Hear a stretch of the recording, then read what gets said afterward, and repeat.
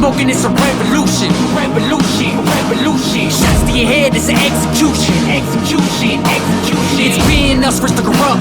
Red dot, put a cross to your head. Let the Lord interrupt. Gun smoking, it's a revolution. Shots to your head, it's an execution.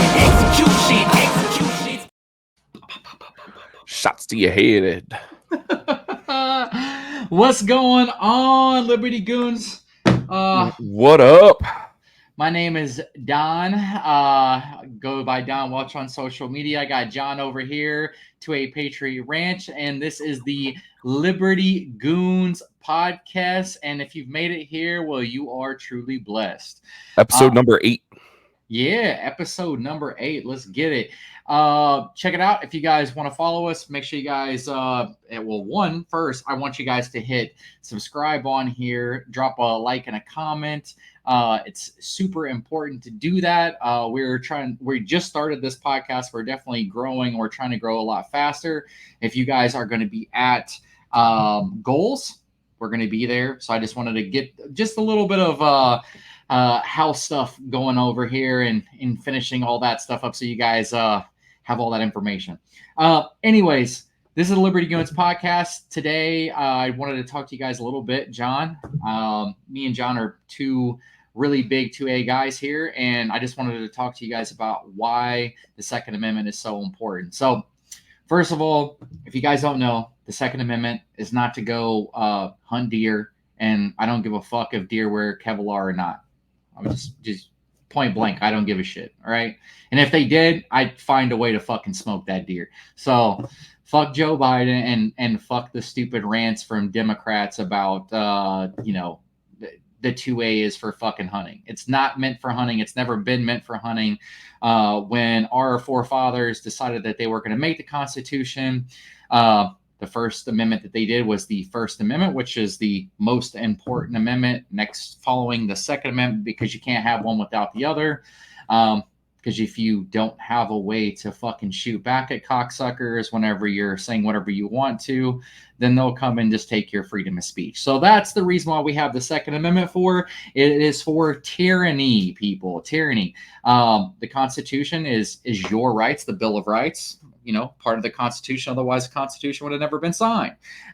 So we have the Second Amendment, and that is legitimately the only reason why we have it is to fight tyranny from either at home or abroad trying to get here. Okay, that's it. We don't even need to get into depth or detail into it. That's it. Point blank, period. Our forefathers, we fucking smoked England because they were a bunch of fucking weird red coat fucking homos, okay? And we wanted to and I don't say that in a weird gay way. If you're gay, that's fine. I'm just saying that they were fucking weirdos, all right? And that's what I just mean by that. So don't take that offensive, and if you do, then I don't know why the fuck you're on our podcast in the first fucking place. All right. This is about freedom here. And, if you want your little weird freedom podcast over there, go ahead and go do that. There's plenty of you weirdos. But this is me and John's podcast, and this is the Liberty Goons podcast. And the Second Amendment is important to both me and him for the simple fact that we believe in being able to fight for our freedoms right here in America. And if the government ever decides that they want to get buck, we don't really give a fuck about their F-15s, because you can't smoke us all, and we're going to get you. So fuck off. And that's my little spiel today. So not professional, and I really don't give a fuck if it's professional. So what a opening monologue, Don Welch. What an opening monologue, man. Making the internet hate us. We already get that. Yeah, man. I couldn't have said any of that any differently. Okay, maybe differently, but not better. We'll ignore that cup you just brought up there. All right, guys. Getting into the weekly update here. We got a ton of stuff that is happening or has happened. Kind of what's going on right now. This is Sunday night at 11 Eastern time. You guys know Don and I've talked about it a little bit. We share a space in this country together, in the northern part of Florida, pretty much directly where Hurricane Debbie is headed right now. Straight shot right for both of our properties out there. Looking like it's going to be a Category 1, possibly a Category 2 by the time it hits land, which should be in the next few hours here. So prayers out to Dixie County people, and prayers out to those people that had to evacuate.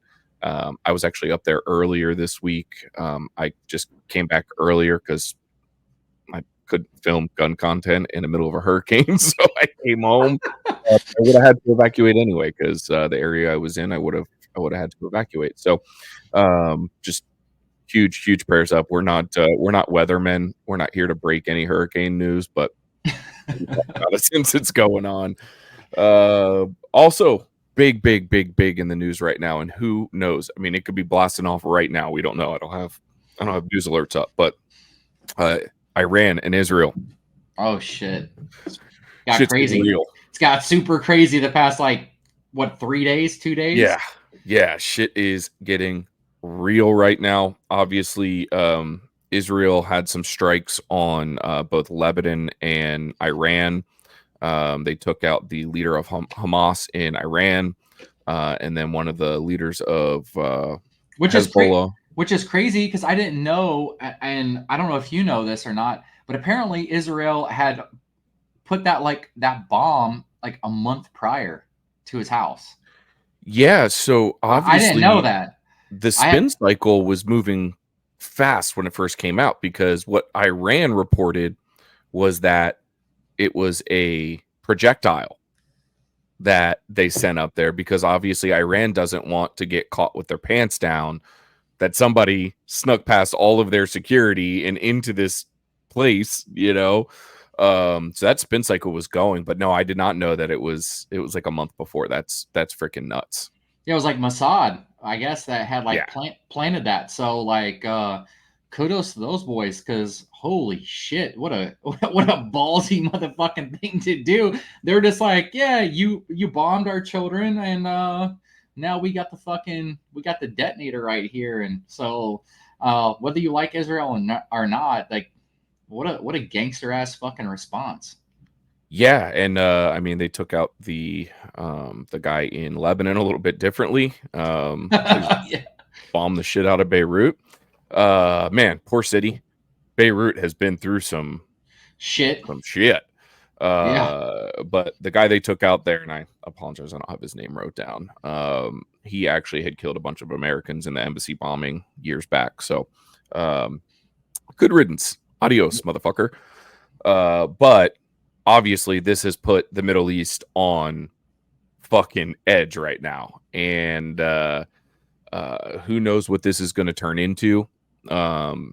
This could be everything from Iran posturing like they always have. They tell us they're going to get us and shit all the time, and they never do. Well, then you have dumbass Democrats trying to fucking sign a nuclear deal with them, like the most idiotic fucking thing on the planet. Fucking Joe Biden and Obama's dumbass, and probably Kamala too. Hopefully that fucking never happens. Hopefully we get fucking Trump back in office. But Jesus Christ, dude, if that there should be no negotiating with those people. None. Nobody in the fucking Middle East at all. I'm sorry, dude. We just got out of a 20 fucking year war with the whole fucking Middle East. What the fuck are we doing any deals with these fucks in the first place? Yeah. I mean, so it could be anything from them just posturing like they have before, or all the way up to a full-fledged multi-pronged attack on Israel. Oh, and by the way, I just looked this up, and I know this is completely off topic. I looked on Friday. So since Joe Biden has taken all of our soldiers out of the Middle East, we have given, and the Taliban has taken over, we have given the Taliban $3.2 million, or I'm sorry, not $1 million, $3.2 billion since they have left. $3.2 billion on top of they're giving them a siphon of $180 million per week on top of that, which is insane. Yeah, that came out in that Sean Ryan episode. Yeah. Yeah, so this could pop off, and it could be nothing, or it could be just freaking all hell breaking loose. So we're gonna wait and see. Little shit turd Anthony Blinken was kind of said today, like, hey, this could happen really at any time on Monday. I don't fucking believe a word that guy says. But well, who knows? I mean, we fought a war on terror for 20 years, and now we're fucking funding terror. It doesn't make any fucking sense, man. No. Like, but who knows, dude? It's so hot over there. It seems like every other day something fucking crazy is going on over there. You know, whether it's in Iran or Israel or Lebanon or wherever, dude.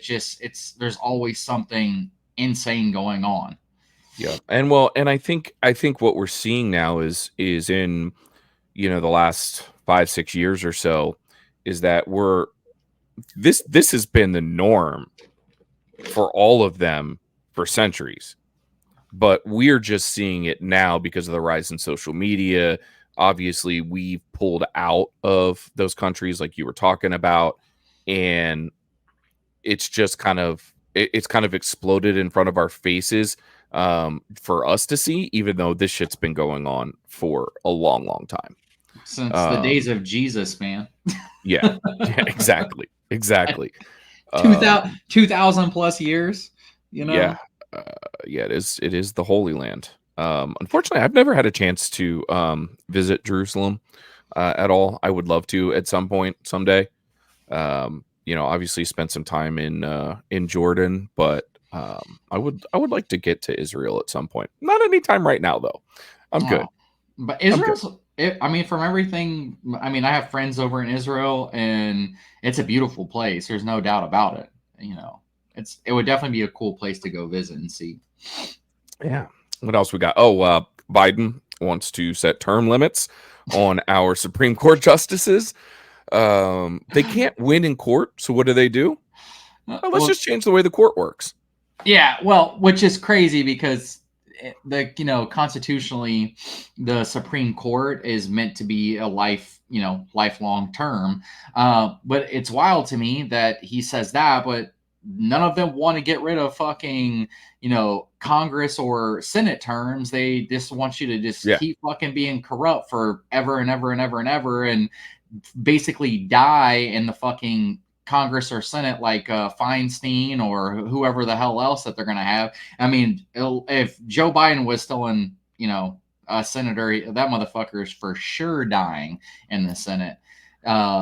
It's like different levels. Already, it's different levels of accountability for those that are in Senate and in Congress and those that are on the Supreme Court.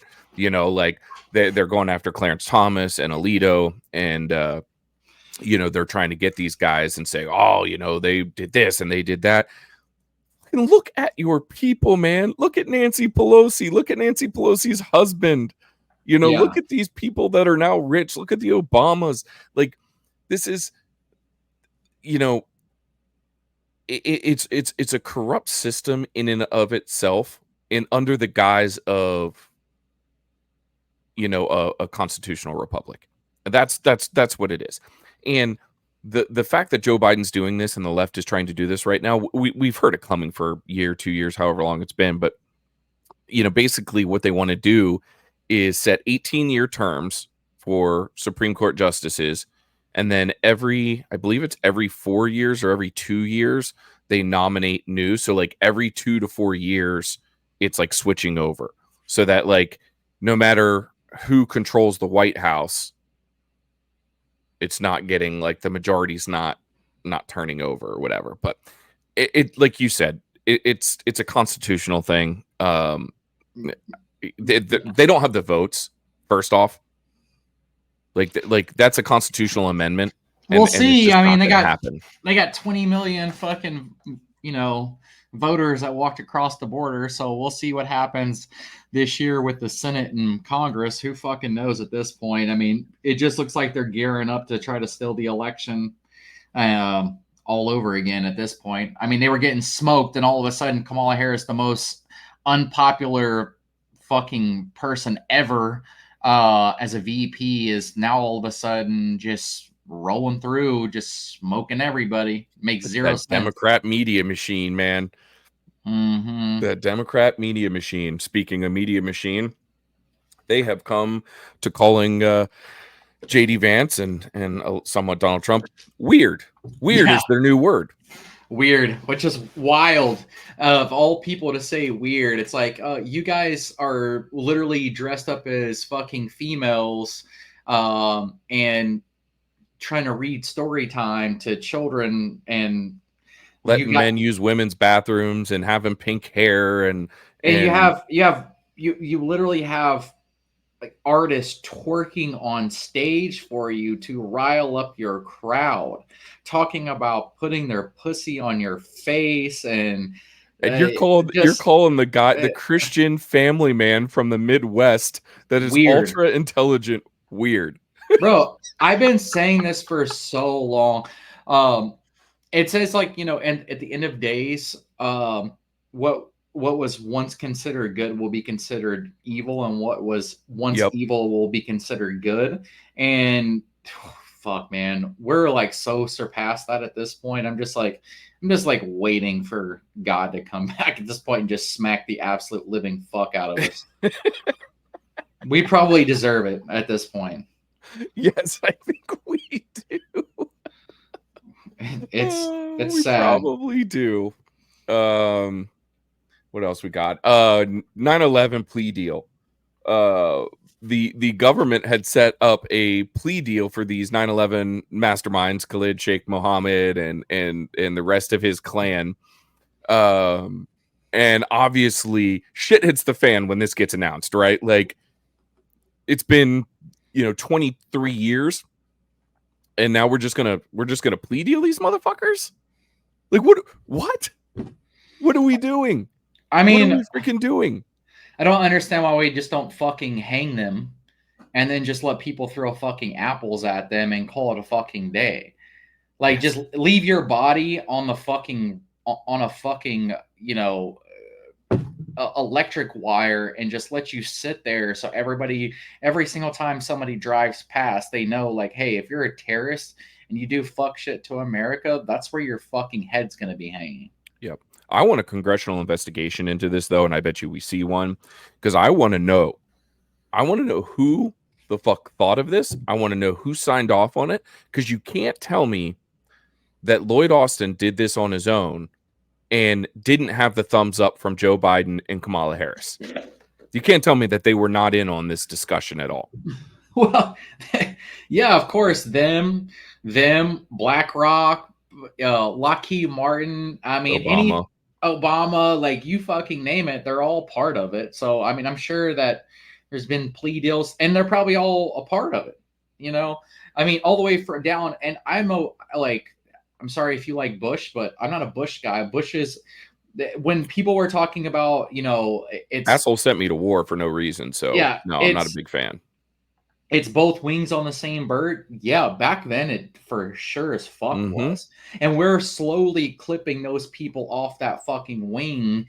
And Congress finally, that's why you're getting people in that are, your Lauren Boeberts, your Anna Paulina Lunas, your Matt Gaetz, your Josh Hawley, Jim Jordan, yeah, Massey, Thomas Massey. You're getting these people in, but we still got to get the rest of these, rhino fucks out of there, because they're just Democrats. They just contribute to all of this. But I think, because of this, it's election season, the American people need to know if Joe Biden and Kamala Harris signed off on this plea deal.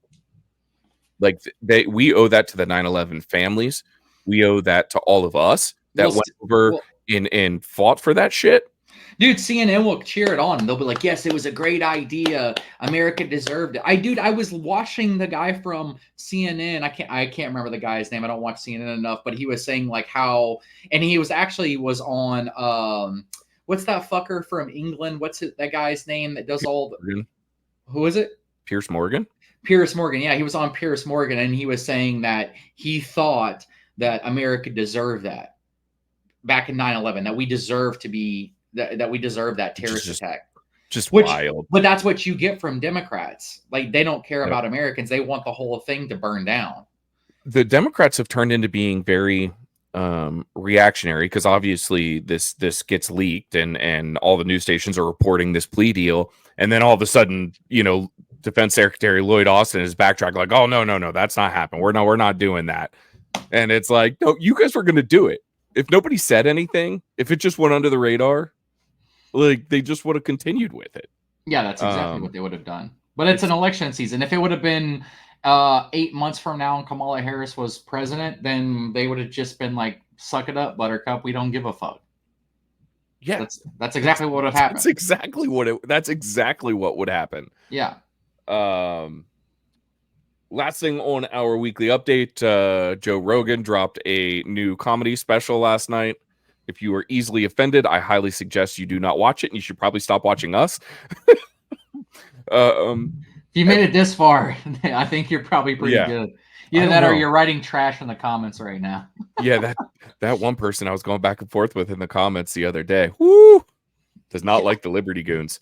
They just deleting all their comments, which is fantastic. I think she got herself shadow banned. Like, she accused us of deleting her comments, but like I don't even know how to delete a comment. Remember, guys, we tell you guys all the time, we're fucking stupid. Like, we're lucky that we can actually put out a podcast, because we don't know what we're doing. Dude, it's probably part of the whole Russian trolls that Hillary Clinton bought. So that's probably what's on our podcast. I told her, why would I leave all of our responses, but like none of your? Why would I do that? It's so fucking stupid. But anyway, if you are not easily offended, Joe Rogan's new special was absolutely fucking hilarious. He touched on every quote unquote touchy subject that there is, and in Joe Rogan fashion of just being fucking hilarious. He did a skit on why Fear Factor went away, and it was because they made the contestants drink donkey cum. Oh no. What? I haven't seen this, by the way. Yeah. They made the contestants drink donkey cum, and he was asking the production manager or whatever, like, because he said like they just have buckets of donkey cum, and he's like, how do you get this? How did you get the donkey cum? And they're like, well, you take this thing and you electronically stick it up there, you know what, and it electrifies their prostate, and it just starts shooting out. What the I told you, you got to see the shit. I was laughing so fucking hard. I actually watched it. It was live on Netflix last night, but I watched it this morning when I woke up. Oh my god, I was laughing so fucking hard.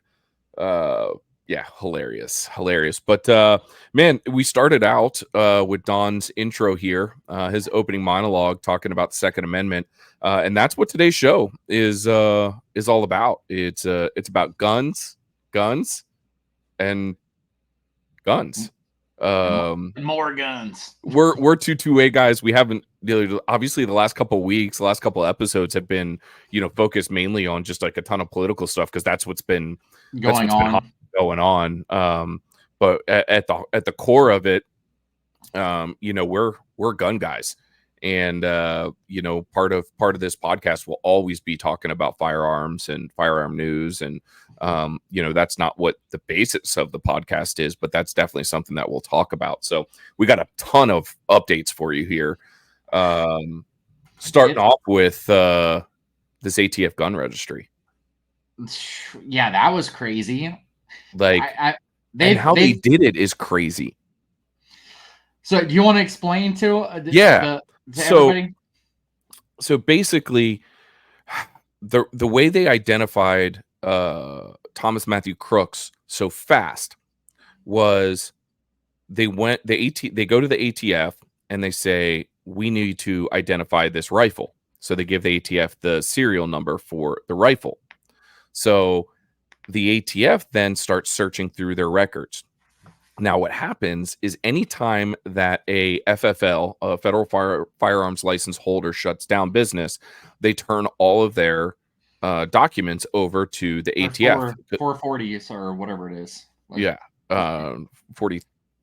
Why am I blanking on 20, I don't know. 40, whatever the hell that is. They the turn form all that of, you fill out when you yeah, get the fucking form. 440. I don't know what it is. Whatever. 40. I'm about to be an FFL. I should probably know this. But so they turn all of this paperwork over to the ATF when you close down. Well, technically, there's no active gun registry in this country if you just go out and buy a gun. Some states have some stuff, but as far as federally, there's not. But they're cataloging all of the information from gun stores that are no longer active. So they went and searched this rifle serial number in their database, and come to find out the gun store that it was bought at 13 years ago had shut down. So they had the data and they knew who bought it. And I know that you're all out there thinking right now, like, obviously in this scenario, not the worst thing, right? Like, they were identifying this freaking assassin. Mm-hmm. That is a short-sighted, very short-sighted look at this. This is dangerous. Mm-hmm. This is very, very dangerous. I have probably 20 to 30 guns that I've bought at a place that doesn't exist anymore. And now the federal government knows exactly what I have. And at any point in time, they could come and get me. To be honest with you, they probably know what you have already anyways, regardless. I mean, if we're being real with it, I mean, they keep everything. I mean, we've watched congressional hearings with them talk about this where they're saying, oh, well, everything's on a computer, but we don't look at it. And we pay we don't look at it. We pay all this extra money so we can't see it. You think that the ATF is paying extra money so they can't see it? Right. Yeah. And Santa Claus, is coming here in fucking September for you guys. So like, it's just retarded shit. Like, if you believe that, like, I got a fucking bridge in Alaska. I got an island. I got a sunny island to sell you in fucking the South Pole. You know what I mean? It's just. It's idiotic. Like, people are fucking stupid that believe that shit. Like, it's nonsense. Look, it's nonsense. The ATF is keeping all your shit. They know every single thing that you have. That's the problem where we are in America. And sure, in this case, in this situation, we can all say, well, look, I mean, they found out who he was. They shot the guy in the fucking head. It wasn't that fucking hard to find out who the guy was. No. When everybody leaves and there's one fucking car left, and then they realize that, oh, this guy, there's this one car that's still sitting here in the parking lot. They could have find out who the guy was. And to be honest with you, the internet found out who the guy was anyways before the fucking federal government even came out and said the guy's name. Well, and it just, at the end of the day, it doesn't matter. So anybody that's an advocate for a federal gun registry, it doesn't matter, because a federal gun registry, the intent would be to stop things like this, right? It didn't stop it. No, exactly. They got the shots off. Yeah, and red flag laws and all this other dumb shit. It doesn't make a difference. No. And there's well, it does. It makes a difference negatively. Yeah, negatively. All of us. Yeah, negatively, because then they can just come after whoever their political, opponent is. That's essentially what it is. And I'm talking about anybody that owns a gun. You are considered the bad guy. I don't give a fuck if you're a Democrat. There's plenty of weirdo fucking Southern Democrats that still think that the Democrat way. I mean, I have somebody that I'm close to that their parent is still a fucking Democrat. And it doesn't make any sense to me. But yeah, I mean, they still think that the Democrats are exactly what they were in the 70s and 80s, and that's just not the fucking case anymore. Nope. These people are really straight not. up. They're straight up, like we talked about before. They're communists at this point. I'm not even going to call them socialists anymore. They're communists. That's what they are. They're We're calling them all commies now. Yeah, they are. And they don't want you to own a gun. And if you're a gun, if you're a gun owner, you're the enemy. So, we should be very opposed to this. If you're a gun owner, even if you're not a gun owner, you should be opposed to this, because it's the government coming in and having registry on you. Like, they know what you paid for. They know what you have at your house now. If they want to, then they can implement red flag laws all over this country now. They can come seize your shit. This is just not a good situation. They can tag us red flag just for our opinions on this show. Yeah, facts. Yeah, no, absolutely. Good thing is we don't have red flag laws where in either of our states that we live in, so you can fuck off. But in other states, if we lived in a different state, yeah, sure, absolutely. Speaking of, if you lived in Illinois, Massachusetts, I feel bad for you in Massachusetts right now. I believe didn't Jared Yanis didn't he live in Massachusetts prior to moving to Tennessee? From was it Guns and Gadgets? I believe it was, or was it Maine? I think it was Massachusetts. Maybe. I'm almost positive. It was somewhere way up north.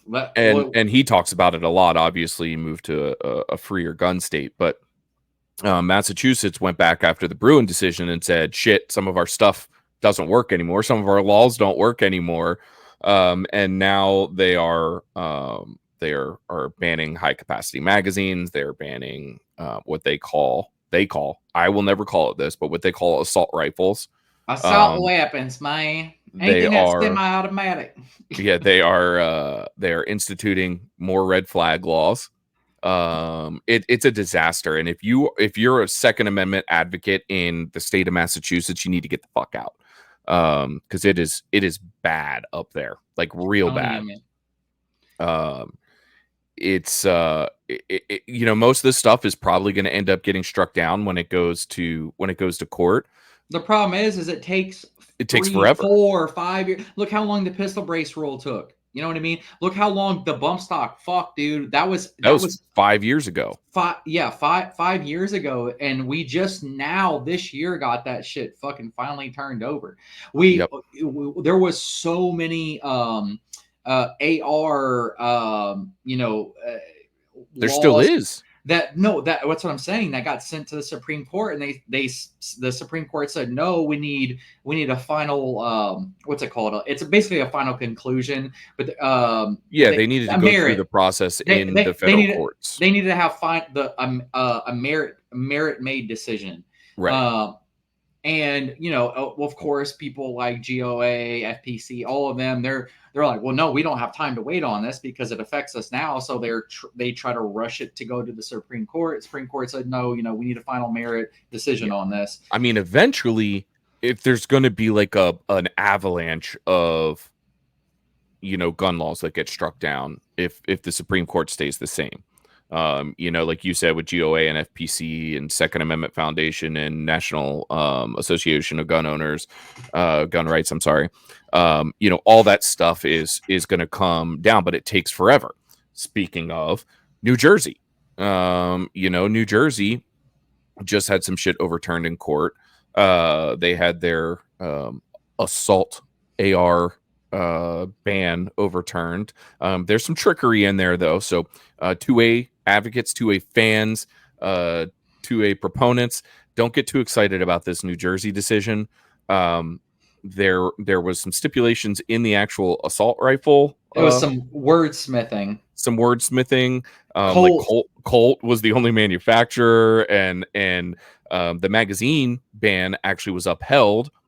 So it seemed like a win, but like we've talked about in a lot of situations, it wasn't a full-blown win. There's some light that got shed in there. Well, the reason why they're saying that they said, well, that was the only manufacturer that was mentioned. And it's like, dude, we all know that you guys have a ban on all ARs, right? With ARs, if you put ARPs and regular ARs I bet you there's 150 million probably in the United States. Yeah, they're they're basically coming back to this whole Rahimi decision where basically the court said that lower courts shouldn't blanket, get rid of this shit.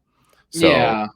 the Well, court basically is saying, which is hey, yeah, you can't do that. You can't do it. So it's got to be very. Basically, they can't do anything in a broad trajectory. It has to right. be very small, but it doesn't make a difference, dude. They should have never said AR Colt. Like what, that's Yeah, fucking it's so stupid. so ridiculous. It's AR. You should have just said semi-automatic, like rifles. Rifles, period.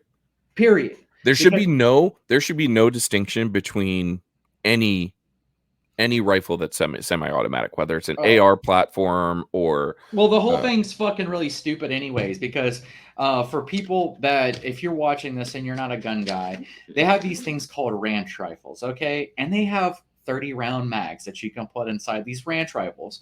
They are essentially ARs. That's essentially what they are. The only difference is that it doesn't look like that.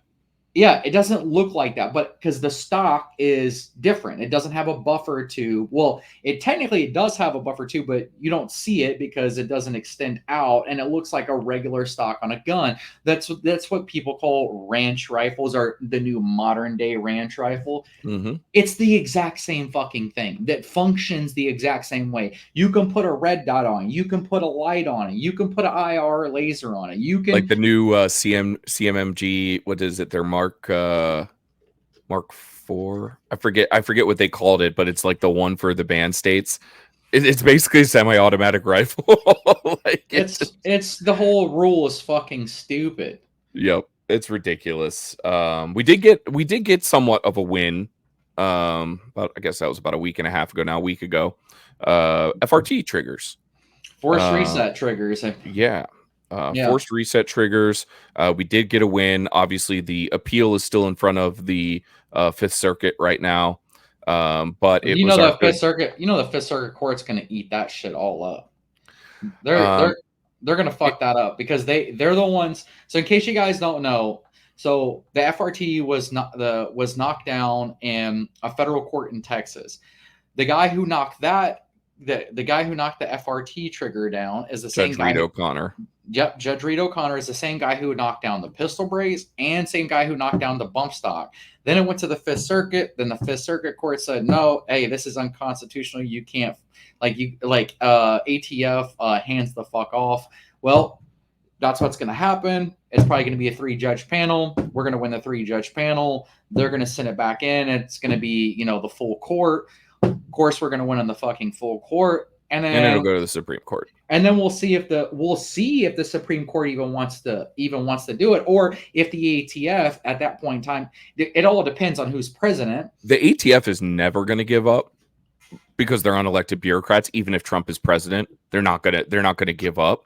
But you bring up a good point that the Supreme Court, like they've done in other cases, might just say, no, we're remanding this back down.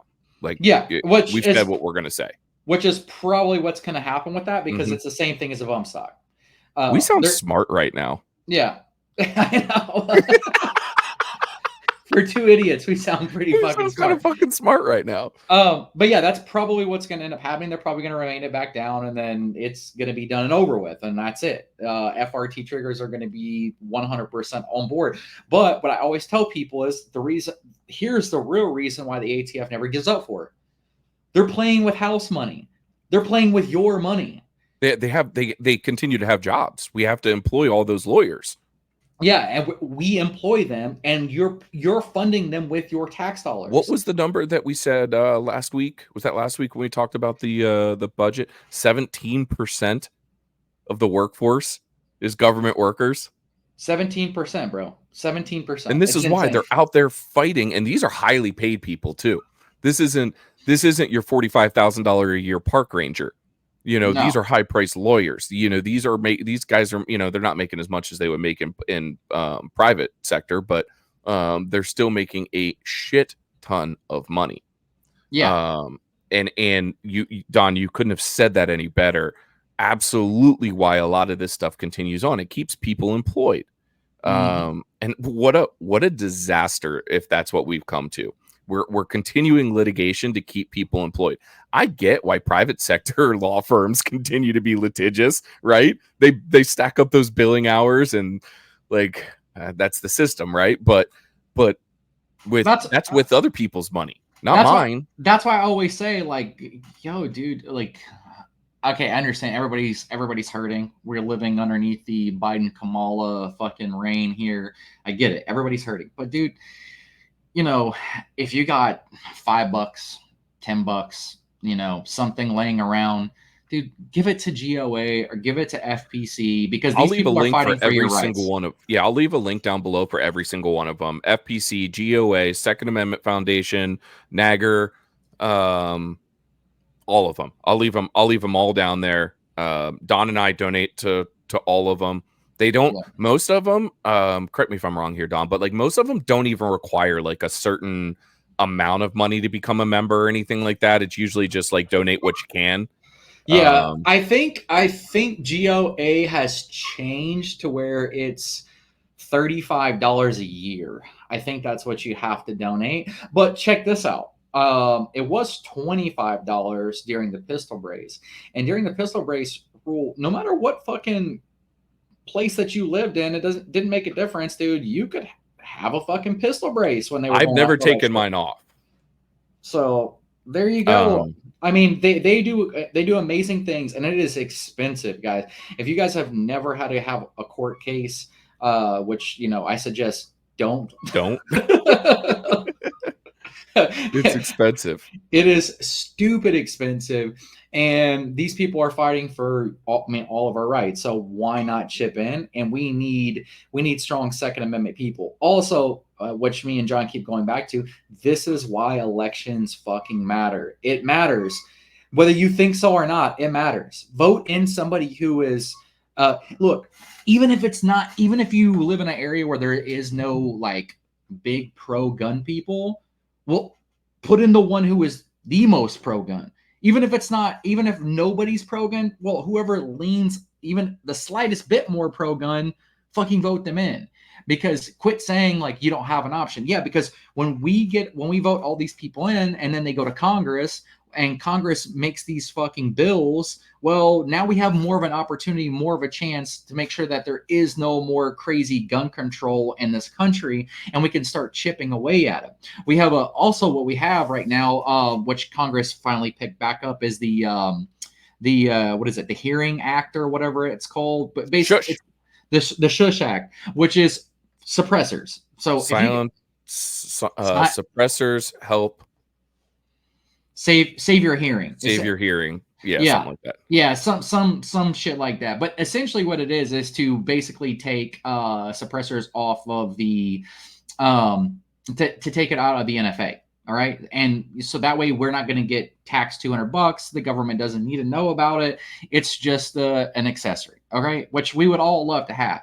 Now, if you guys want that type of shit, well, then you need to fucking vote properly. We get it. It's unconstitutional no matter what. Blah, blah, blah, blah, blah. Yeah, we have all been saying the exact same shit. Me and John feel the exact same fucking way. But guess what? Nothing's going to fucking change unless you vote the right motherfuckers in. And until you do that, you're just going to be that one guy still in the corner on fucking YouTube being like, oh, free men don't fucking ask permission, don't pay $200 tax. Blah. It's like, okay, dude, congratulations. We all agree. You know, you want to run an SBR, that's fucking fine. But when you get smacked in the fucking face by an ATF agent and you get fucking hemmed up, you'll be singing a different tune. So quit being a little. The only way we can change this is from the inside out. Yeah. Us just shouting about our rights is not going to change it. Quit being a little bitch and go vote, okay? You know, and then if war does happen in America for whatever fucking reason because we have a tyrannical government, then fucking throw on your SBR and your homemade fucking suppressor. Do whatever you want to do. I don't give a shit, but you have the bigger chances is that everything's going to be fucking fought in Congress, fought in the Senate, then fought in the fucking court system. So, yep, motherfuckers, that's why I keep telling you, play the system. the Democrats do it all the time. That's why all of our rights have been getting stripped from us forever. Yep. Because they take action. We just sit back and fucking complain about our rights getting stripped away. So go do something about it.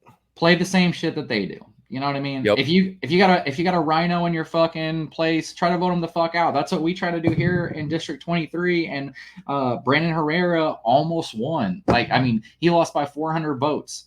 And people, I think that people just didn't think that he had a chance. So they didn't go vote for him the second time because they're like, he could be a huge help for us in massive Congress help right now. You know, and in 2 years, whenever the new vote comes up, dude, he could probably easily win. So, you know, and not to mention it scared the absolute shit out of all the fucking rhinos, and they dumped a tons and ton of fucking money on him. And you had all the other rhinos come over here and try to, you know, suck his dick and try to, you know, get his, try to help him out. And nobody in fucking District 23 even likes Tony Gonzalez. Let's be real. Let's be real about this shit. Even at my house, Brandon Herrera, I got 2 flyers. I had so many flyers from Tony Gonzalez, bro. I could cover all my walls in my fucking house. That's the difference between their money and money for people that we have that we really need in Congress. So we got to change that. And, you know, whether it's get out and help the person that you want in office and fucking march down the streets for them, hand out flyers, talk to people about that person, whatever the case is, then do that. And if you're in Utah, your senator, Mike Lee, is the one that introduced the Shush Act. So cheers to that. Vote. You know, I'm not always in alignment with Mike Lee. Yeah, me either. You know, however, I gotta commend him on this one. You know, well, yeah, I love my suppressors. My arm burns show you. And the crazy thing about that is John Cornyn is the one who also signed into the Shush Act, and John Cornyn is a piece of shit and signed for red flag laws, and now he knows like when his election comes up, he could easily lose his fucking seat because him and Tony Gonzalez were both fucking censured.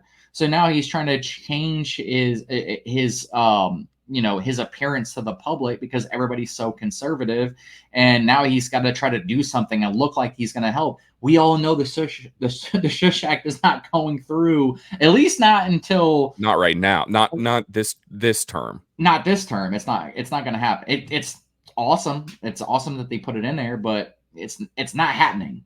But it could after January. It could after January if you fuckers go out and vote for the right people. Yeah. So, you know, a good thing to do if you're not following Firearm Policy Coalition on Instagram, go do that right now. FPC. I believe their Instagram is Gun Policy, right? Yeah. Yeah, I think it's Gun Policy is their Instagram. Their memes are the best memes. They have zero filter on X when replying to politicians.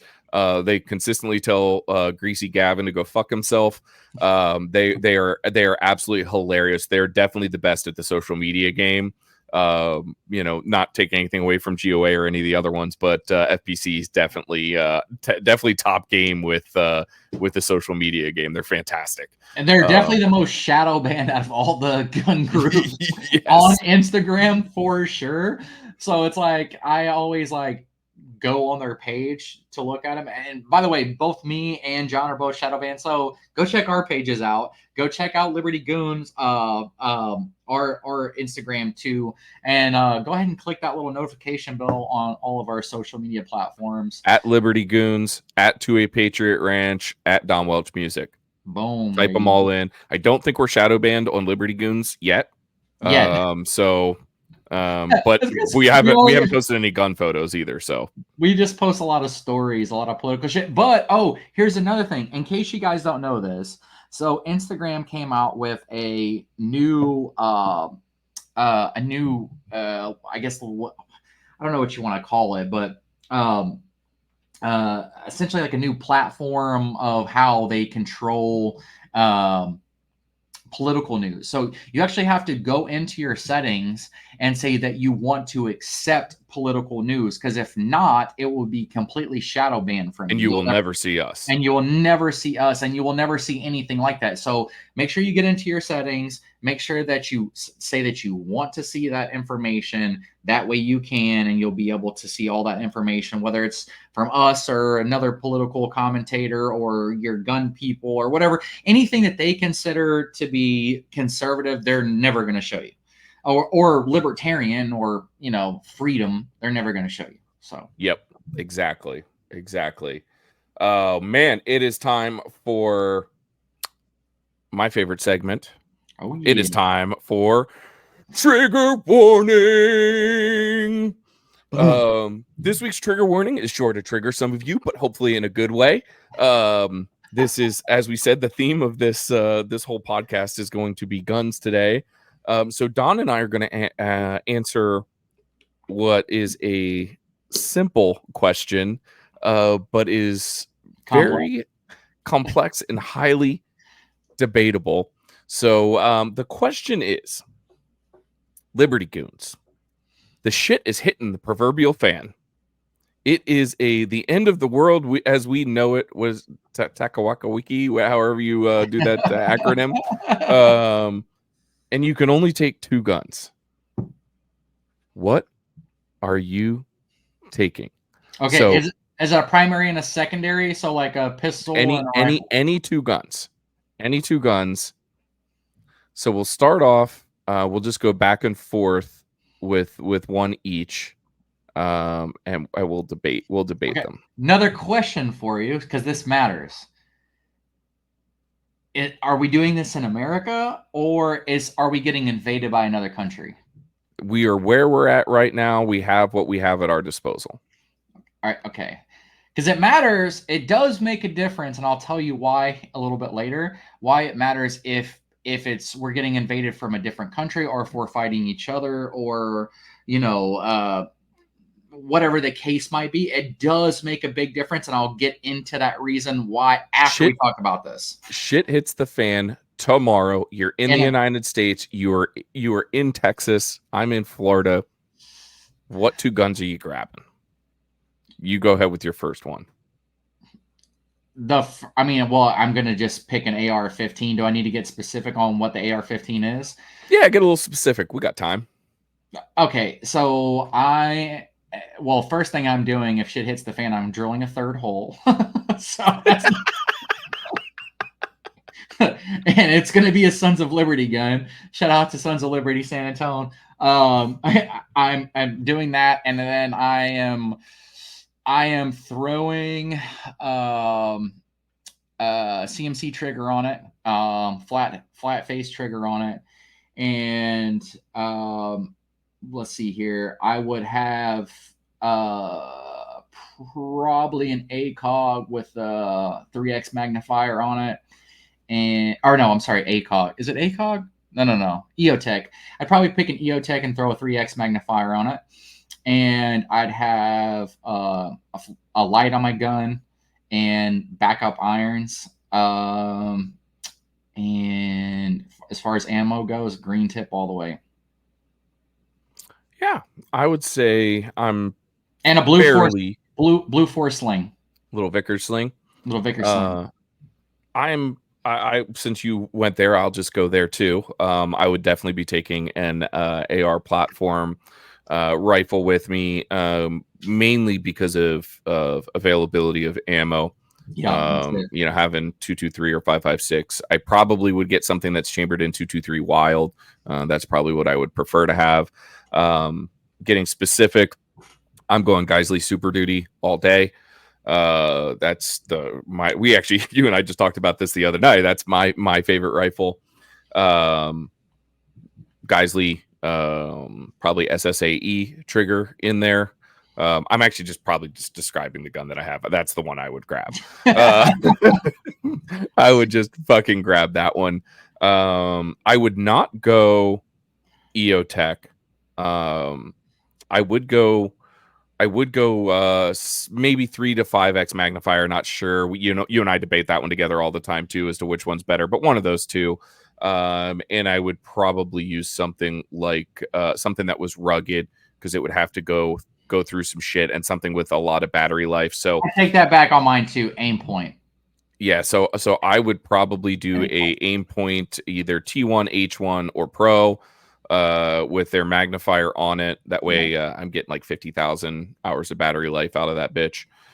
You and I talk about it. We carry extra batteries anyway with us everywhere, so not that would be too much of a problem. I would offset some iron sights, just as you did, because if it is the end of the world and you go through all your batteries or lose your batteries or whatever, you might be shit out of luck. You need some iron sights. Which does make which does lend some credence to using an LPVO with an etched reticle, because then you don't have to worry about it if the batteries go out. But I would much prefer to not do that. I think you agree with that too. So green tip ammo for sure. That has been my ammo of choice lately. I'm also, no, you said Vickers sling already, so shout out to the boys over at GBRS Group. I will go with their second best sling. I won't say the same thing as you. And I think I hit everything there. All right, gun number 2. Well, if we're not doing pistols and it's any gun, you can do anything you want. Well, no, I mean if it was rifle pistol, that's what I would bring. I would tell you what pistol I would bring. But since we're not going to bring, I wouldn't bring a pistol unless it was just like mandatory. Otherwise, I'd bring another rifle if that was the case. So, 2 rifles I would pick. The next one, I'm picking. I know you guys are going to hate me.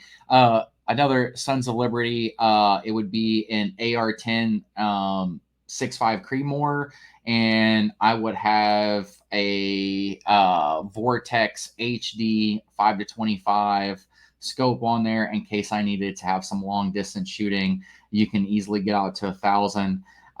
With that, I know everybody's gonna be like, "Oh, well, you should just pick a 50 cal." Well, yeah, I don't want to chug around a fucking 50 cal. And if you guys have never had to carry a 50 cal for 5 miles, and let me know how you feel.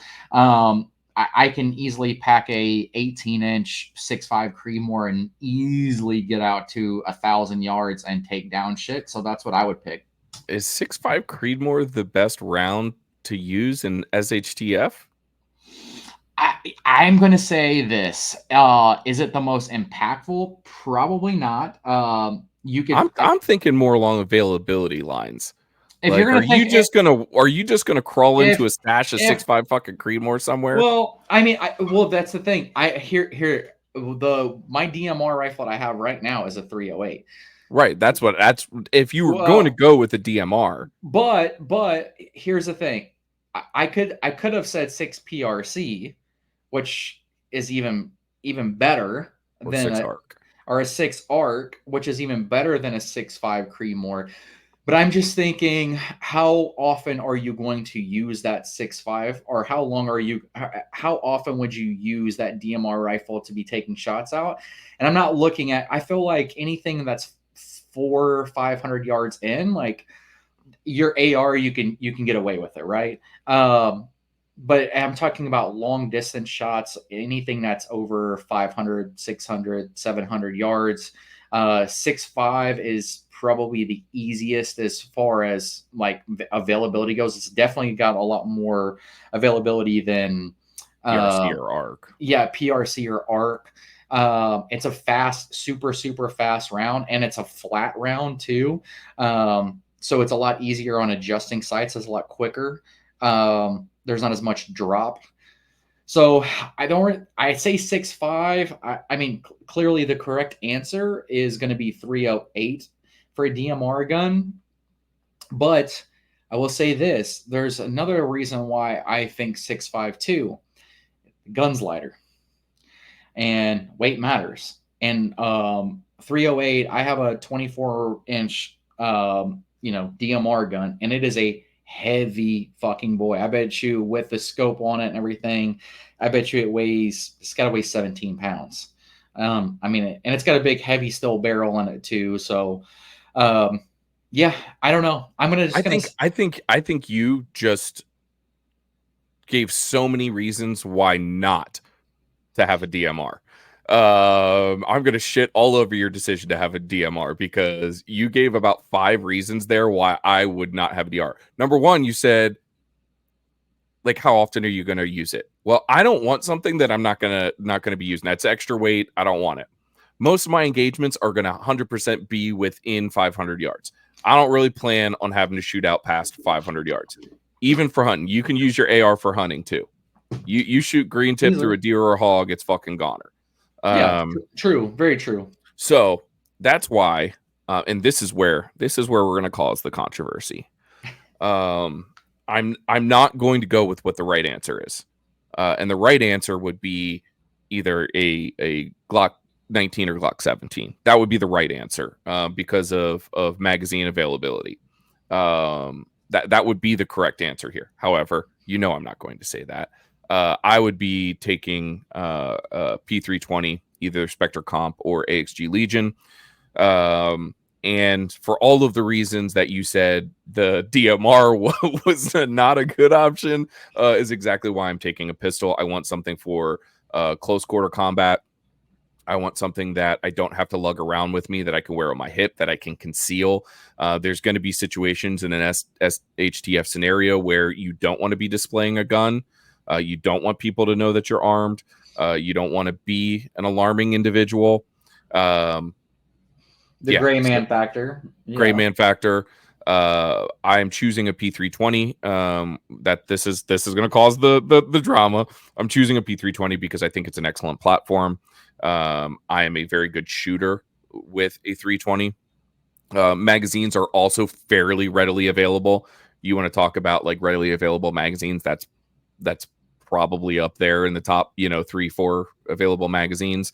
And my last reason for it is that that bitch will take just about any kind of ammo that you put through it. It's not a finicky gun. Every once in a while, you might have a few issues here and there, but for the most part, it'll take any load that you throw at it. And I think it gives you a good complement to your whole system. So I agree with you. I agree with you on that. I mean, my thing is I'm talking, my stuff is like, okay, what guns do I have that I could throw together, or pieces that I could throw together to make something out of, right? So I'm thinking more on those lines. What do I have availability to me now? Correct. I'm thinking for myself, when I was coming up with my decision, I'm thinking short distance, long distance. I would have a 13-9, my Sons of Liberty 13-9 pinned and welded. Clearly, it doesn't make a difference if shit hits the fan if it's pinned and welded or not at that fucking point. It doesn't make my fucking pistol braces would be coming off in a fucking heartbeat. Yeah, it doesn't really make a difference at that point, anyways. But for close quarter combats, I mean, you can easily smoke anybody 13-9. I mean, people did it, all the way through GWAT with the 16-inch rifle. So it is very doable, especially with the 13-9. I'm thinking more close quarter than that. I'm talking like person on person. Somebody attacks you. Gotcha. You gotta get a gun out. And I mean, if we really want to talk about unpopular choices, I mean, do you have an honorable mention then? Is this going to be your honorable mention? Yeah, because if we're talking about unpopular choice, I don't think anybody can disagree with our first choice. They can definitely disagree for whatever reason with our second choices. And they'll definitely disagree with me on my pistol choice. But it's what I like. And it would either be a 1911 or a 2011. I mean, I alone will disagree with you on it. Which everybody would. And I didn't get a chance to talk to you about this earlier today. So, we'd like to talk about other YouTube channels on here. You have got to go watch Grand Thumb's latest upload. I watched it. The drop test. The drop test. Yeah, I watched it. Yeah. Do you want to tell our listeners what the only guns were that fired on a drop test? Well, it was just in general, category wise. Well, a hammer fired 2011s. Yeah, the 1911s. 2011 and 1911. Yeah, that's the only thing that fired. Anything else? Well, there's a reason why. In case you guys don't know this, so just if you guys don't understand gun mechanics, So even if you have the safety on a 1911 or a 2011 and the hammer's back and the hammer never falls, it doesn't have to. All it has to have is enough inertia for the firing pin to move forward. And if the firing pin moves forward, yeah. But see, the thing, if you're playing, which one didn't pop off? Well, The yeah, 320. The 320 didn't pop off. Neither did the Glock. But I mean, this is my personal thing. Is it's like, it's at the end of the day, it's what you feel comfortable with and what you shoot the best. And for me, I'm probably not pulling out a pistol. It's probably be rare to pull out a pistol in those situations. But when I do pull out a pistol, I want to make sure that I have I want to know that I have the upper hand. And with a 2011 or a 1911, I feel like I have the upper hand. I would give you the 2011. The 1911, you'd be capacity restricted. 2011, absolutely, because of who you are, what you like to shoot. I agree with you 100%. You are correct on that gun, whatever it is that you're grabbing, you want you to be happy with it and you to be comfortable. I still think you need to take into consideration the availability of magazines, but no, but that's the thing too. Even with my second pick, even before with the other rifle, I said 6.5 Creedmoor. The correct answer is 308. I mean, yes.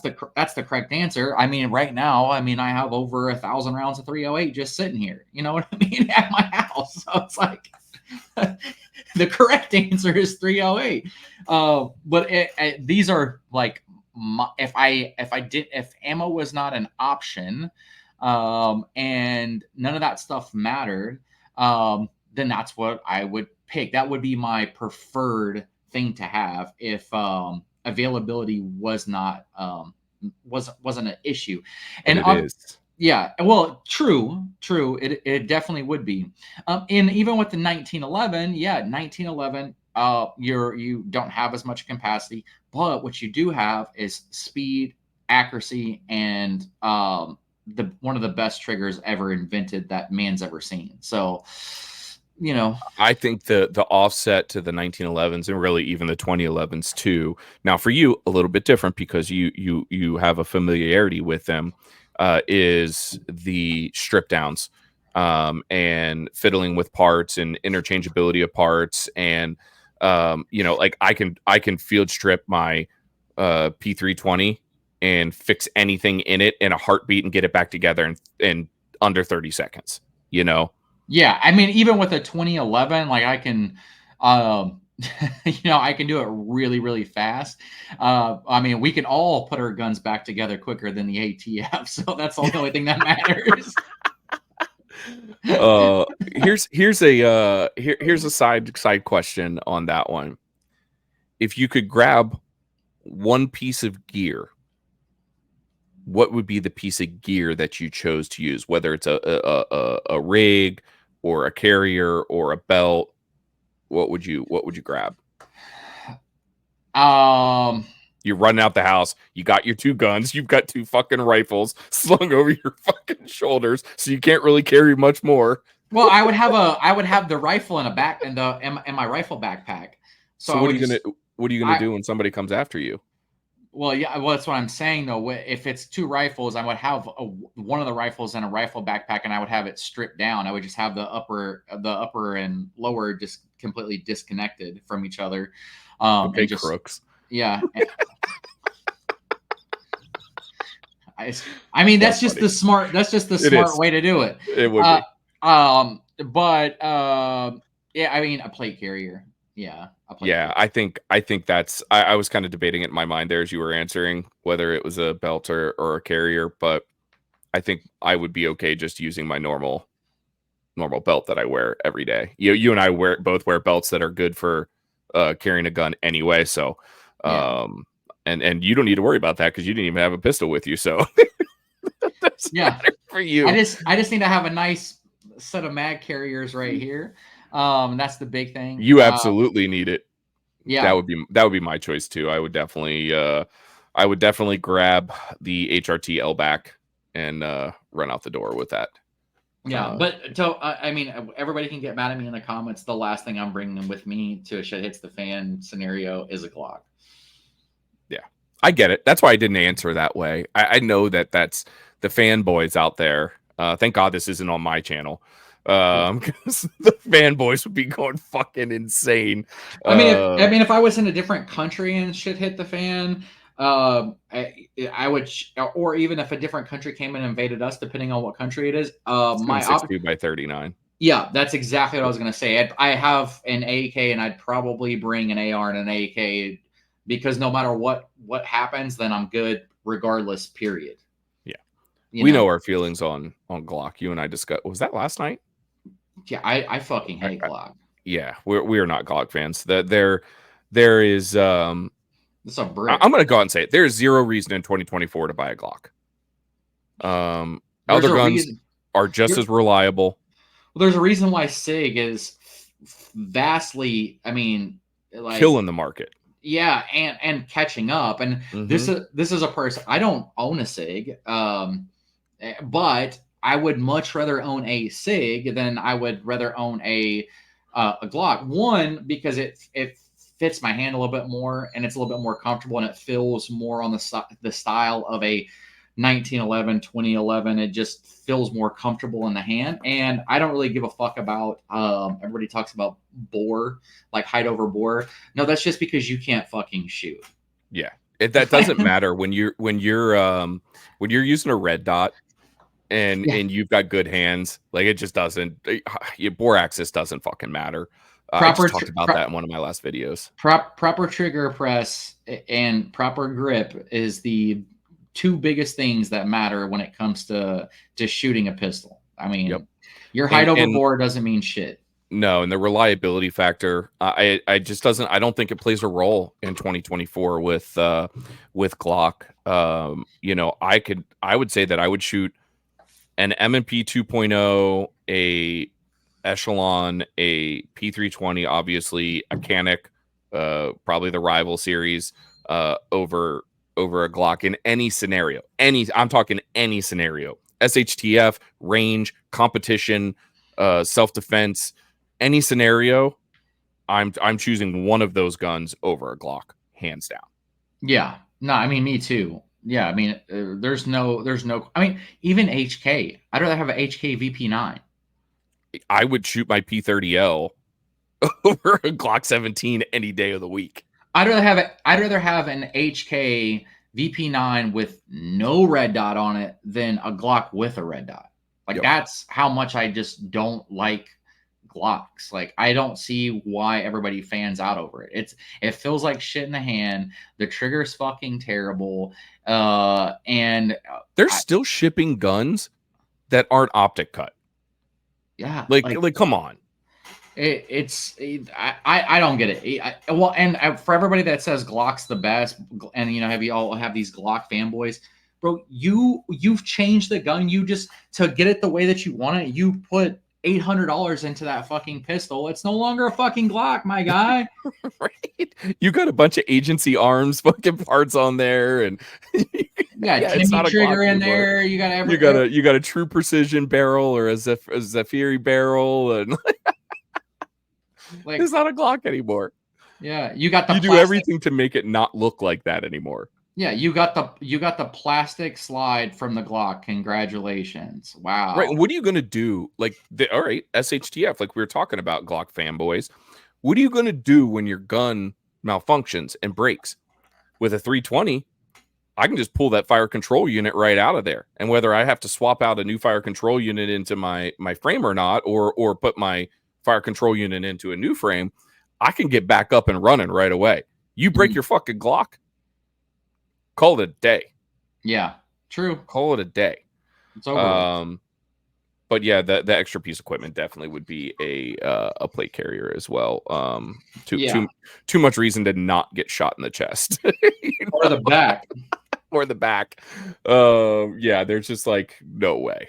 All right, that was a fun one, man. I've been waiting for us to do. They're gonna hate us in the comments for all of our choices. leave a comment down below if it were shit hitting the fan and you were at wherever you're at right now. What 2 guns are you taking with you? And we base Leave it in things the comments. we base things off of shit that we had too. Like, Yeah, I named stuff that I actually had. You don't need to name what you have. I mean, you could say. I mean, something I don't that have you a don't third but- hole in my Sons of Liberty. Let me just make that No. clear. I said I would put it in there if shit hits the fan, which I would.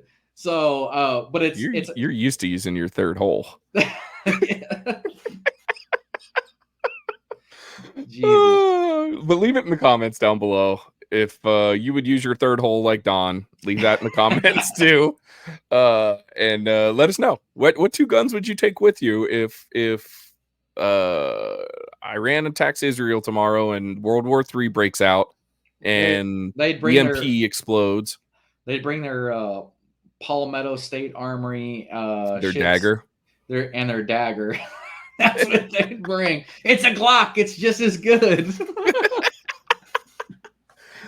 Oh man! All right. Well, it's that was my obviously favorite segment, and up next we've got Don's favorite segment. Okay. Yeah. It is time for the watch list. Boom, boom, boom, boom, boom, boom, boom, boom. On the watch list that we have today is Kyle Rittenhouse. If you guys haven't seen it, Kyle Rittenhouse has been big time in the news here lately for, several things. Not, shooting pedos, but congratulations to him. We all love watching him shoot pedos in the street. Yeah, quick backstory in case you forgot who he is. Kyle Rittenhouse shot 3 people in Kenosha, Wisconsin during the George Floyd riots. Yeah. And went to trial and he was a 17-year-old kid.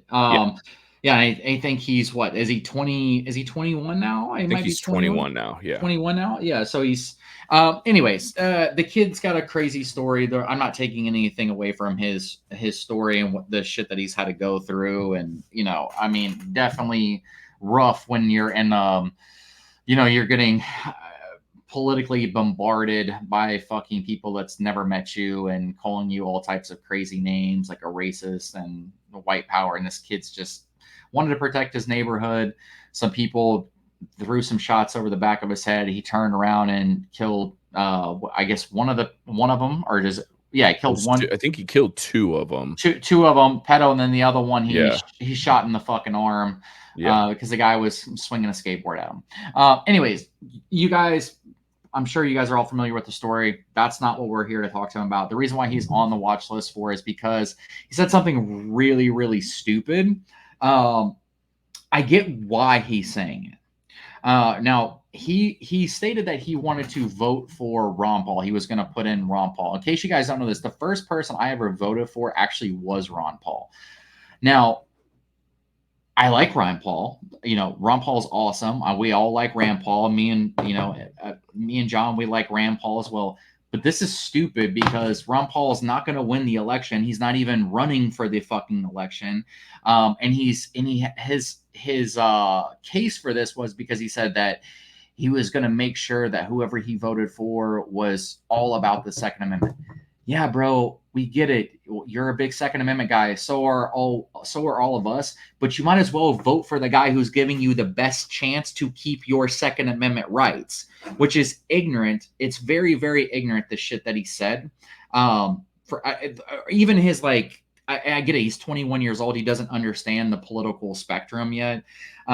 But it's just stupid. And I know he's been hanging out with all the guys at FPC and GOA, and we love those guys too. But they have to understand too that Trump's your best option. Kamala Harris is and now apparently we don't know this. I don't want to clear. I don't want to say that this is the actual VP, but it's the guy from Josh Shapiro, which his wife is the head of the Brady Group, which is an anti-gun group. They've lobbied tons of money. They're multi-millionaires. I have a feeling Josh Shapiro will end up on our list here. I'm sure of it too. But Kamala Harris said that she wanted to get rid of guns in the first 100 days. You have Shapiro, whose wife is the head of the Brady Group, who's probably the worst thing ever for gun rights people. You know, so to say that you're basically, what you're doing is, when you're voting for Ron Paul, or you're voting, or you're filling out somebody else, you're basically saying, hey, here's a vote for Kamala Harris. That's 100% what it is. That's essentially what you're doing. If you cared about your gun rights, yeah, we all get it. Trump's not the greatest on the Second Amendment, but he's a shit ton better than the next person. You know what I mean? Which here's my problem with it, though, dude, is that, you know, he came out and said, you know, Donald Trump is not great on the Second Amendment. Therefore, I'm writing in Ron Paul. There's no compromise to the Second Amendment. And then he followed that up again with a tweet thereafter saying, no compromise, no compromise. And then 12 hours later, little shit backtracks and says, oh, I talked to the Trump team and they've, you know, told me that Donald Trump is blah, blah, blah, and he's going to be great, and you all need to go out and vote for Donald Trump now. I didn't see that. Yeah. I didn't see that. So this 12 hours later. News to me. This is news to me. This is the trigger warning segment. That's the only thing that I see. Yeah, so 12 hours later, he comes back and retracts it. But just like the reason that we've added a few other people to the watch list, like Tulsi Gabbard, Fickle. I don't fucking trust you. You're fickle now. Yeah, I don't fucking trust you. I'm not saying that opinions can't change and your mindset on things can't change. Mine has changed drastically over the years. But in 12 hours, you don't go from no compromise, I'm voting for Ron Paul, to we need to support Donald Trump. You don't do that. The little fucker got scared. He lost like 42,000 followers overnight or some shit like that. And got his ass chewed out, probably by GOA and FPC and all these guys. And he talks to Trump's team. And now look, man, you're 100% right. That's because GOA is massive supporters of JD Vance. Massive supporters. You know. So, but you were right in your critique of Donald Trump. Donald Trump is not the most pro Second Amendment president. I'm not saying he's necessarily bad for it. He's not the worst that we've had. He's not the worst. Clearly, with Joe Biden, anyway, nobody. The only person I think that could be worse than Joe Biden right now, Kamala Harris, is fucking Kamala Harris. Yeah, and in the gut reaction to the Las Vegas shooting had Trump seeking the ATF on all of us. Like, he did do those things. I think he learned a valuable fucking lesson. Well, I have concerns too. Yeah, but here's the problem, though, John. That when you so we like Trump. Obviously, we're both going to vote for Trump. But the problem is when you have a populist, right? And Trump is a populist, okay? Now, he's a conservative populist, which is very different than a liberal populist. Now, a conservative populist is going to go after whatever he's hearing from the masses on that side. The problem is with gun owners don't vote. And that's why we're in the situation that we're in now. So he's not hearing from gun owners saying, hey, no, stop fucking doing what you're doing. Quit talking to these libtards over here and fucking pay attention to us. We're the people who voted you in. Don't touch our fucking rights. But because he is a populist and that's all that he's hearing, and he had really bad people around him, that's why you got the bump stock case. Which is what Kyle Rittenhouse did say. Like, yes. Kyle Rittenhouse was not wrong in his perception of what happened with Donald Trump and why he did what he did. He was not wrong. What he said was true. Yeah, and we're not giving, just so you guys know, we're not giving Trump a pass on that. We're not. I sure as fuck am not giving him a pass on that. Now, the one thing that I will say is I think that he's getting a little bit further away from the NRA. I do think that the GOA is now kind of in his ear. He's got his son, who's a big 2A guy, Donald Trump Jr., which is, he's always at SHOT Show. He's at, GOA. I don't know if he'll be at Goals or not, but I know that he does a lot of things and he's got friends that are over there, which makes me feel like that Trump is going to do the right thing. Now, I could be wrong. Something bad could happen, then he might change his mind. But I can assure as shit tell you that a vote for Ron Paul or a vote for Kamala Harris. It's worse right off the rip. Right off the rip. You get more of what you've had for the past 4 years with gun control. You wake up the next morning and now all of a sudden you can't own what you have, and you've owned it for 10 fucking years. And that's what's going to continue to keep happening. And then they're going to have to keep fighting in the court. And then if for some reason they do win, and let's say that they do win Congress and they do win the Senate, then you're in really scary fucking times, very, very difficult times, where we don't know what could potentially happen. The good thing is if you can keep the right pro to, this is why I say Congress and the Senate is so important. You can get very strong pro congressmen and women and very strong pro to a Senate men and women in there, then the chances of any gun control coming through is zilch. Yeah, they'll keep it in check. They'll keep it in check. So this is why this election is so important for gun owners, and why we keep screaming at you gun owners. The 11 million, that's what, right? It was 11 million? I think that's what we said. It was 11 million gun owners are not registered to vote, which is fucking bizarre. It's crazy. It's crazy. And the problem with Kyle Rittenhouse is that, Kyle, MAGA supported you. Donald Trump supported you. We all said that what you did was well within your rights. I don't think it's like, if I was a parent, I would not have allowed a 17-year-old to go out and do what he did, but that's a whole separate point. But I think he had the right to do what he did. And we all stood up for you, and President Trump stood up for you when Joe Biden was shitting on you, and you want to turn your back like that with just a random tweet. Like, that makes you no better than Joe Biden, stepping down with a random tweet, bro. Like, you don't get to just drop fucking truth bombs when you have a platform like that, and just walk away and say, oops, I'm sorry, no, never mind, which is what the watch list is all about. The watch list is about people that we want to keep an eye on because we think you're fucking dangerous.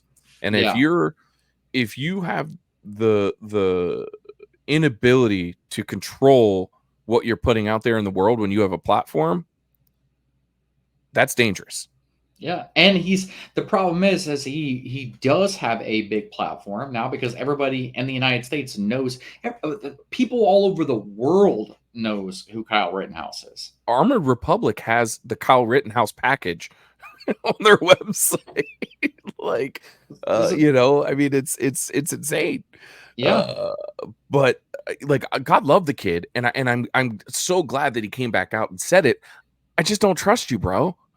Like, if it had been, I mean, he still had to do what he did. I would lean more onto the trust side if it had been a couple months and he's like, oh shit, guys, I was so wrong. Like, I shouldn't have said that. Then there's some authenticity behind it. But 12 hours later, like, I don't believe you. I still believe the little fucker's going to go in and vote for Ron Paul. Yeah. And like you said, I'm not saying that Ron Paul's not a good guy. Wouldn't be great for this country. But you can't vote first. First of all, Ron Paul does not want to be president right now. He's out of politics.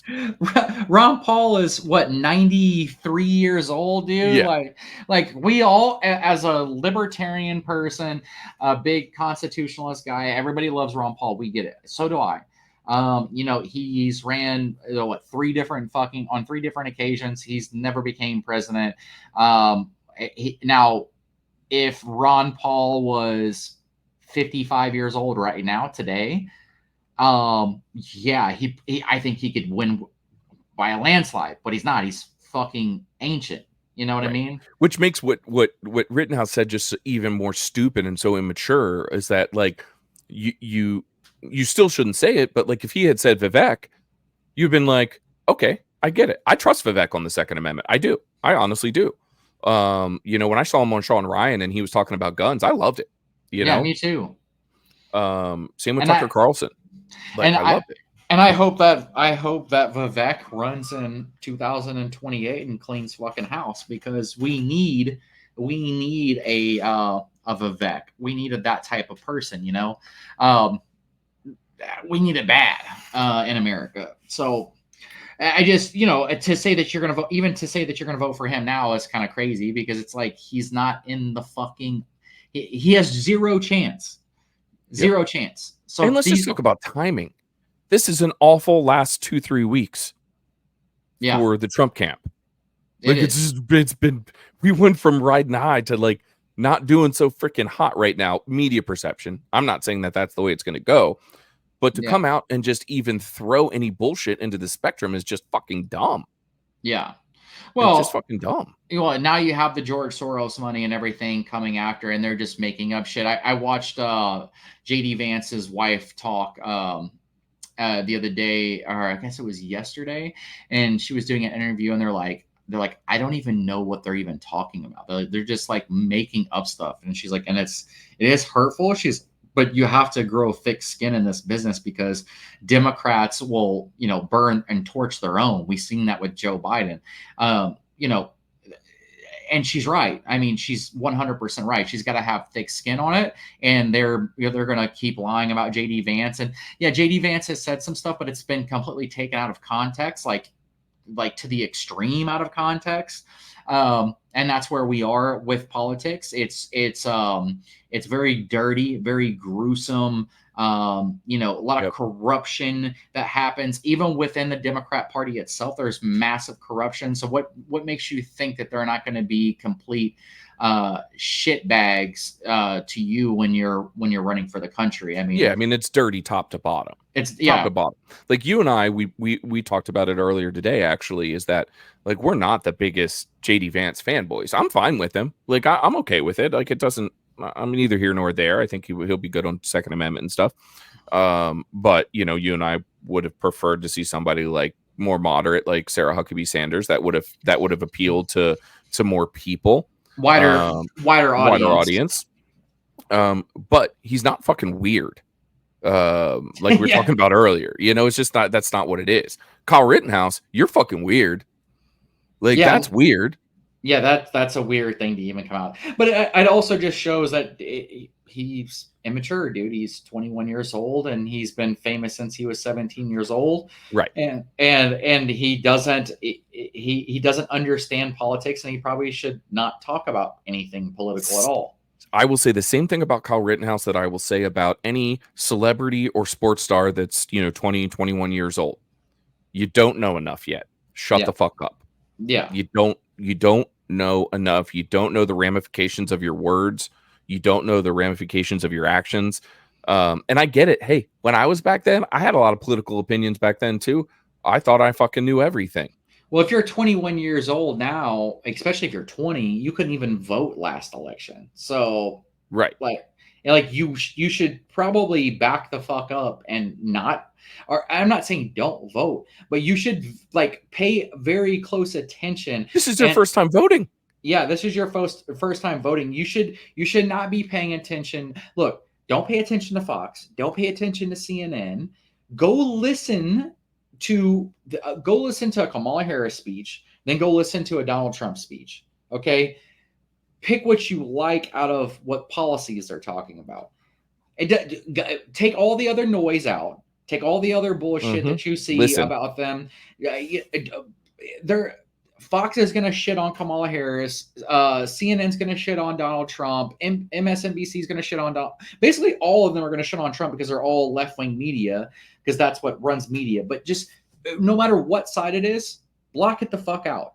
Just listen to what they're talking about and what makes sense economically for you. You're 20 years old, 21 years old. What bills are you going to have? You're about to graduate college. How are you going to be able to afford an apartment?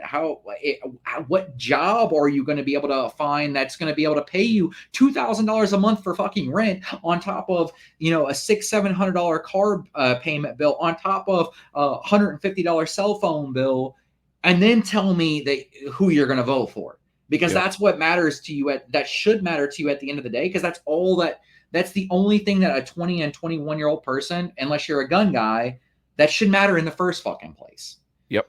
And you're not going to ever get that with a Democrat, because they're going to tax the shit out of you, and inflation is going to continue to keep happening. And they're making it so expensive where fuck getting a house, you can't even afford an apartment now. So you better find somebody that's going to get the economy right if you're 20, 21 years old. Yeah, and that's what most of them just don't understand, and it's very unfortunate. Very, very, very unfortunate. But Kyle Rittenhouse, you, sir, have been added to The the watch. watch list. Yeah. Little fucker. Man, we got a lot of stuff coming up. I guess we should get to shout outs first. Shout outs this week. Man, we were talking about guns and gear, so I'll try to keep it along those lines a little bit. I will actually give my first shout out to, if you're wondering what I'm wearing today, I am fluent in foul language and titties. This is from Combat Iron Apparel, and my Hoochie Daddy hat also from Combat Iron Apparel. You guys can go over and see those guys. Use the code 2A Patriot Ranch for a little bit of a discount there. But also, I'm going to give a shout out to, all right. Keep talking. Also going to give a shout out to our friends over at HRT. I've done a bunch of reviews on their gear and equipment, and HRT is a great company. So when Don and I were talking about grabbing our plate carrier, I would be grabbing an HRT plate carrier for sure. HRT, hook me up with a plate carrier, bro. I'll love y'all forever. I need one. That L-back system, guys, for those of you that are big gear junkies, is probably one of the best plate carriers on the market. So it's absolute fire. That's what so those are my shout outs for the week. Don, I know now I know what he did. He has got a very, very special shout out for you this week, because last week he did it without the stuff in his hands. But Don, what is your shout out this week? Oh, look at that. Oh, and this has already been washed and dry, but oh, come on now. That is fire. Tell me that is not sick. Let's go. Liberty Goons. We got merch in the house. Hold on. You thought you thought we just had shirts? Oh, get yourself. Look at that. Yeah, a little snapback. Oh, bro. Man. Absolute fire merch. Shout out to Liberty Goons. And shout out to our merch. Make sure you hit the link down here in this video and buy you some freaking merch and sport the most badass Lady Liberty on the fucking planet. Because I'm so jealous, man. I'm so jealous because I have not gotten mine yet. If you can look at that, dude. The knot, dude, is so hot. It's popping, and this has already been washed, so you know that this shit's like holding up good. It's good. It's holding up good, fam. So, get yourself some Liberty Goon merch, and I thought you were going to be wearing it tonight. You know, so here's the reason why I'm not wearing it for. I just got back. We just did. We went to Schlitterbahn. If you guys know what that is in Texas, it's basically a water park that's on the riverfront. So I just came in and it was cold, and I just threw this on real fast. Otherwise, I would have had it on. Look, this shit right here. I wore this to work, and the amount of dirty looks that I had was amazing. I love it. Look, they know. Look, I don't care who you are. Look, you wear this into work. You don't even have to say anything. They're going to know. People know. Bro, look at that. They know where you stand, right? They know that you stand. I know we're partial. That's one of the best logos in the business right there. Come on, fam. There's nobody with a podcast that's got the one that sick. A logo that nasty, bro. Statue of Liberty with nods on. Like, come on. Liberty Goons looking freaking sexy as shit, man. I can't wait. Mine comes tomorrow. And that leads me into this. Hey, so we'll have some extra ones with us at Goals. I believe we're going to be, we're not bringing a whole lot. Obviously, we're coming in from out of town. So I think we said we would give the first 3 people that hit us up at Goals, we would give them a t-shirt. So we will hold true to that. We are still hoping the rest of you might get a consolation prize. Hopefully our morale patches are in by then, because if you think those shirts and hats are sick, these morale patches are freaking on fire. So hoping we get those in, but we will be at Goals. Don and I are both getting in on the 15th, I believe. We have an industry event on the 16th, and then we will be at the main conference hall on the 17th and 18th. We're going to be doing some live podcasts from Knoxville, Tennessee. We'll leave a link that you can sign up. If you're a GOA member, it's free. So if you're in the area, it's free to go to. And so if you catch it, maybe we'll even, and if somebody's cool enough, maybe we'll even invite you on the podcast. Who knows? Yeah. You know? Yeah. If you're rad enough. If you're a cool guy or a cool gal, let us know and we'll put you on the podcast, man. I especially if you got something important of value to speak about, we want you on. We want you on the podcast. Yeah. But we are 10 days away. We're 10 days away. Holy shit. It's crazy. It's like Christmas, bro. I'm like, I'm excited for this one. I know you guys, we've talked about it till we're blue in the face for most of you guys, but if this is your first time listening, GOA is hosting their first annual convention conference called Goals. And there's going to be a conference center floor with everybody showing off their wares and their gear and guns and gadgets and all that kind of stuff. And they've got a bunch of Pro 2A speakers. I know that Brandon Herrera is going to be there, and Jared from Guns and Gadgets, and Anthony from Armed Scholar, and John Lavelle from Warrior Poet Society, and just Mr. Guns and Gear. Those guys. I wonder if your boy Kyle Rittenhouse is going to be there. I wonder if Kyle Rittenhouse is going to be there. He probably will, to be honest. Kyle, if you're watching this, and I'm going to tag you in this, and we'll tag you on Instagram too. If you're watching this, come up to us and explain yourself. We'll give you. We're not the rest of MAGA that went like after you. Yeah, we're not. We're not gonna do that. We're not like that. Come and talk to us and explain yourself, because we'd like to know. And we'll come on the podcast next one, and we'll talk about it. Yeah. Absolutely. But that's going to be we're not going to shit on you, Kyle Rittenhouse. We want you to say where you were and give a genuine opinion on why you've changed your mind in 12 hours. And I'm not saying that you can't. I mean, hopefully you did. Hopefully somebody talked some sense into you, but we just want to know where your thought process was on that. And you're still going to be on the watch list. But you're on the watch list for now. Like that's just you're on the that's watch what list. It is. That's what it fucking is.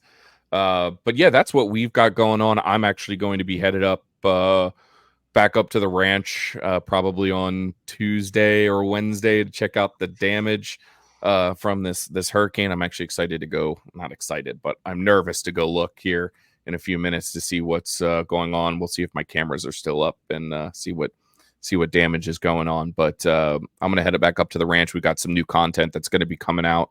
I've got one video that's going to go up probably tomorrow, I think. Maybe. Nice. I don't know. Oh yeah, the new truck gun. The Roscoe with the Polonium K can on it. So yeah, that'll probably go up tomorrow. Hopefully Don and I will get a chance to shoot together soon. It's been too long, man. Way too long. Been way too long. Man, that is all we got for you this week, guys. We appreciate all of you. We have gained an immense amount of followers in the past week, about week and a half. We gained like 400 followers in the last week. So give yourself one of these right here. You've made it. You're awesome. You're part of the crew. And the comments have been flying off too. So we're happy. Super thankful that you guys have found your way to the Liberty Goons podcast, and now we're part of freedom. Yep. And if you catch Mama Patriot Ranch down in the comments, be nice to her. My mom's down in the comments too, so be pleasant, please. Yeah, my girl might be in the comments, and she might fucking cut your dick off. So you better be Bobbit on there. You better be careful. Anyway, guys. We are the Liberty Goons, and we are out. Let's go.